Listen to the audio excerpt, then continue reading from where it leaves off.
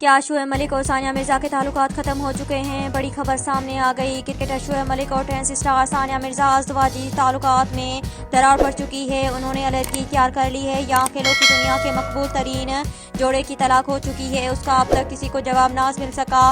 ثانیہ مرزا نے خاص طور پر اپنی سوشل میڈیا پوسٹ کی وجہ سے اس کو معمہ بنایا ہوا ہے، لیکن اب شعیب ملک نے بیٹے کے ساتھ اکیلے پوسٹ لگانا شروع کر دی ہے۔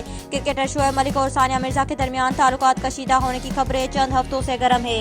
ان کی علیحدگی اور طلاق تک کے بارے میں سرخیاں لگیں، لیکن جوڑے نے اس حوالے سے باضابطہ طور پر نہ تصدیق کی نہ تردید کی۔ ثانیہ مرزا سوشل میڈیا پر مسلسل پوسٹ لگاتی رہیں، جس سے ان کے بیٹے کے ساتھ اکیلے رہنے کو تقویت ملتی رہی۔